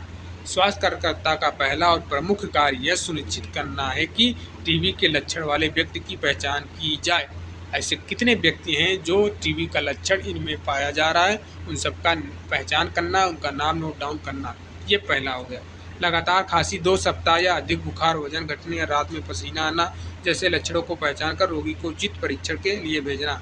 अब आप देखो, ठीक है, किसी व्यक्ति को आप पकड़ लिए, ठीक है, देखो आप इसको लगातार 2 सप्ताह से खांसी आ रही है, बुखार आ रही है, इसका वजन भी घट रहा है, रात में इसको पसीना आता है, ठीक है। तो आप बोलोगे ये सारी चीज़ें होती हैं, वो बोलेगा आदमी हाँ होता है, तो आप बोलोगे ऐसा काम करो, इधर से रास्ता है ये सामुदायिक स्वास्थ्य केंद्र का, और उधर जाके चले जाओ टेस्ट करवा के आओ, ठीक है।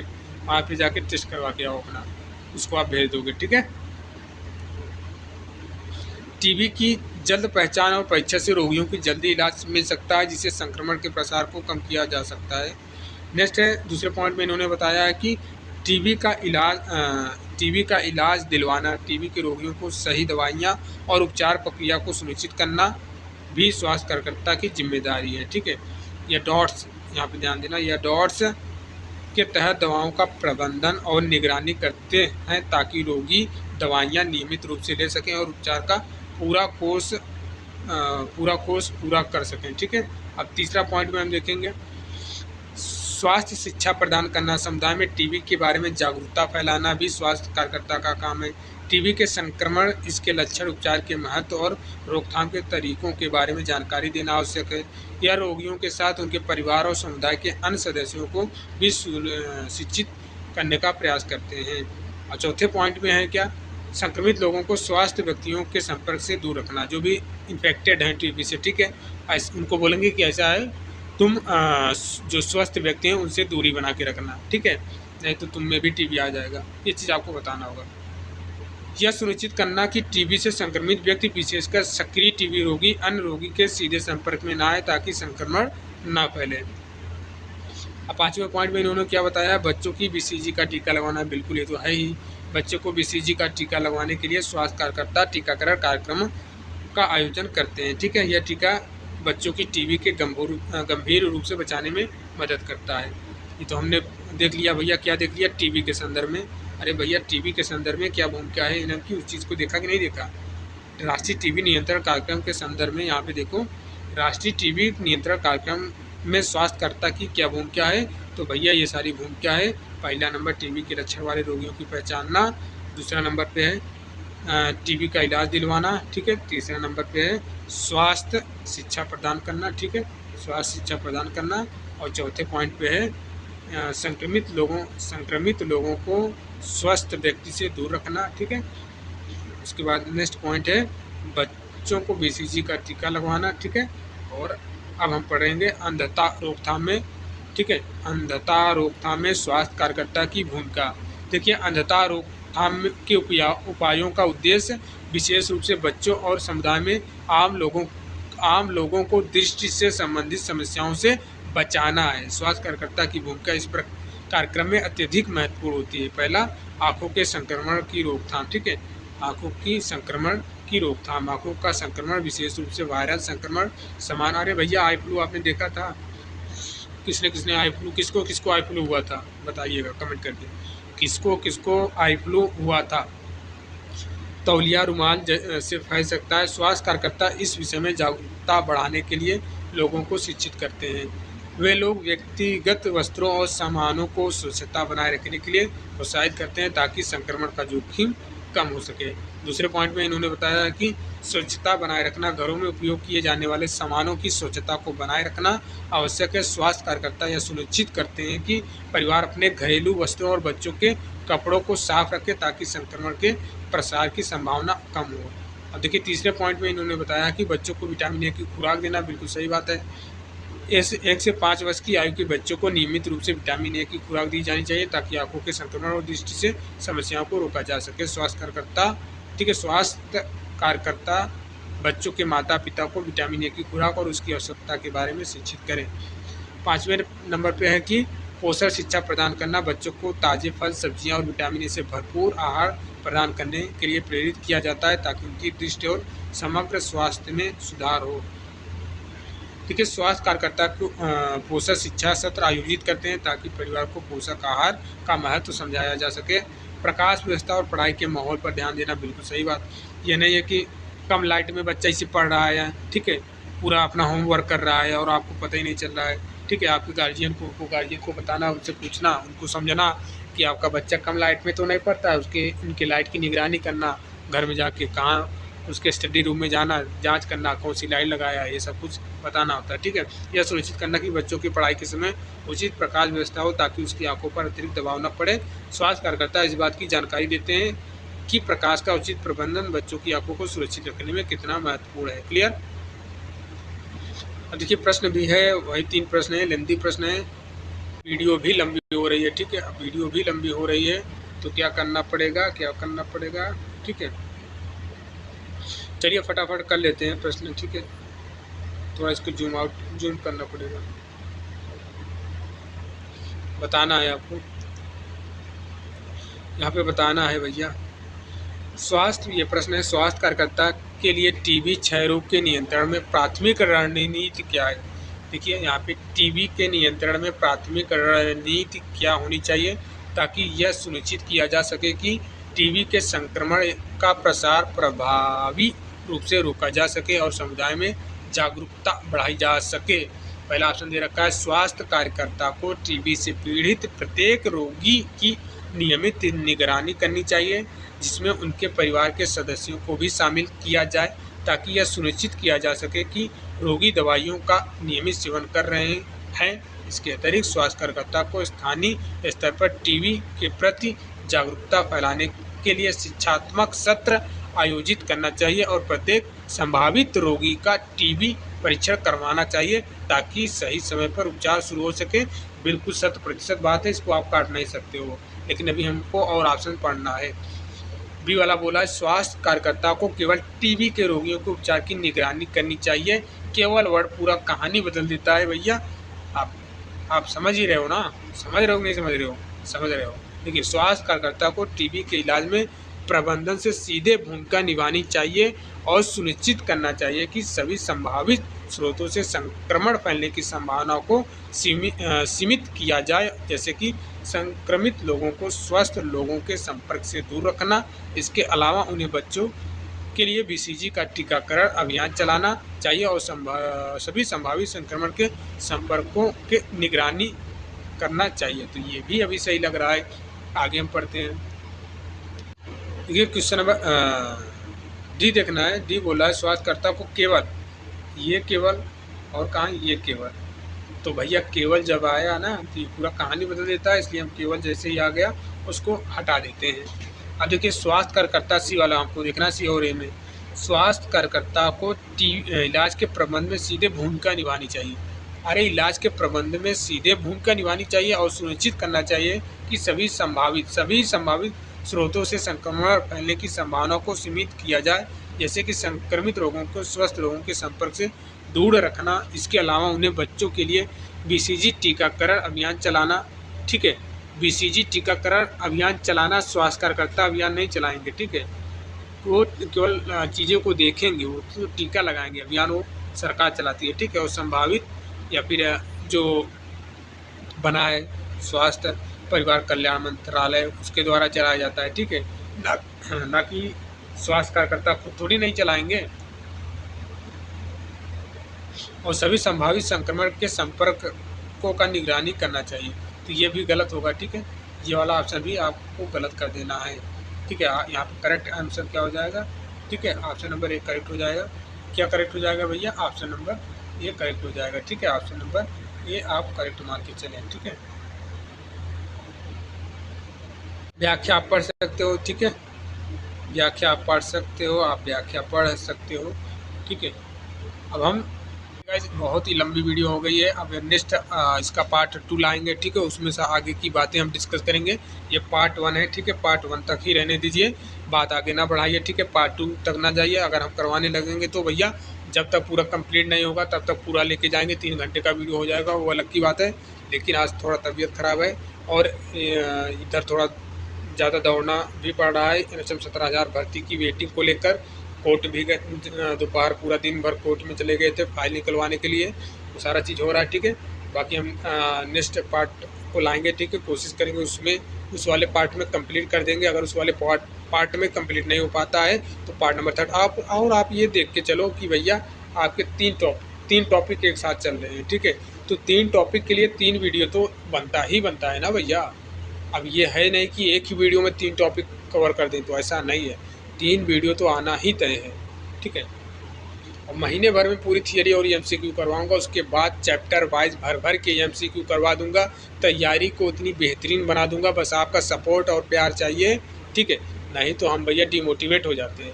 जैसे अभी लास्ट वाले वीडियो नंबर 5 पे आपने सपोर्ट दिया है। ठीक है, अच्छा सपोर्ट दिया है। कमेंट में कर दिया करो कि क्लास अच्छी लग रही है, क्लास ख़राब लग रही है, क्लास बोर हो रही है, ये सारा कुछ। अरे यार भैया 2000 वाली कंटेंट मैं फ्री में दे रहा हूँ, फ्री में पढ़ा रहा हूँ गला फाड़ के। 2000 कोर्स आप खरीदोगे तब भी ये आपको नहीं बताया जाएगा। मैक्सिमम आपको वहाँ पे MCQ रटाया जाएगा, थियरी आपको कोई समझाने वाला नहीं है। समझाएगा तो 2 लाइन में समझा देगा, वो जो छोटा सा बच्चा जिसको है उसको भी पता होगा। ठीक है, उम्मीद करते हैं आपको चीज़ें समझ में आ गई होंगी। ठीक है, तो इसका पार्ट 1 कंप्लीट होता है।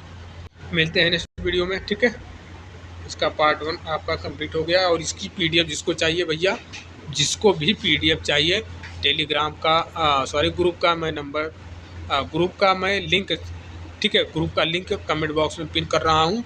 आप डायरेक्टली वहाँ से आप जाना, आप मेरा नंबर निकाल लेना। ठीक है, मेरे पे मैसेज करना, सर मुझे PDF चाहिए, थोड़ी सी फीस है आपको बता दी जाएगी।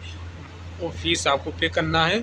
उसके बाद ग्रुप में ज्वाइन हो जाना है, ग्रुप से सारा PDF आपको दे दिया जाएगा। ठीक है, मिलते हैं नेक्स्ट वीडियो में, तब तक के लिए जय हिंद जय भारत। देखिए, फ़ी मैं नहीं लेता, जो इंसान चैनल का मोनेटाइजेशन हटा सकता है वो फ़ी भी नहीं ले सकता है, लेकिन ये कंटेंट खुद अकेले की बस की बात नहीं है। और आपको हमने बताया भी था कि कंटेंट जो प्रोवाइड करेंगे एक से एक एक्सपर्ट लोगों के माध्यम से प्रोवाइड करेंगे। ठीक है, तो ये कंटेंट उन्हीं के माध्यम से है, बढ़िया कंटेंट है। ठीक है, तो उनको थोड़ा बहुत देना ही पड़ेगा। फ्री में तो कोई हम कर सकते हैं, सब कोई नहीं कर सकता है। हम तो समर्पित रहते हैं आपके लिए, बाकी और कोई नहीं रह सकता है। ये टाइपिंग करना खुद के अकेले की बस की बात नहीं है, इतना सारा मैटर खुद टाइप करें, खुद वीडियो शूट करें, समय लगता है इन सबको लेकर। ठीक है, तो मिलते हैं नेक्स्ट वीडियो में, तब तक के लिए जय हिंद जय भारत। और वीडियो को लाइक करके कमेंट करके आप बता सकते हो, अपना फीडबैक दे सकते हो, वीडियो कैसे लग रही है, कंटेंट कैसे लग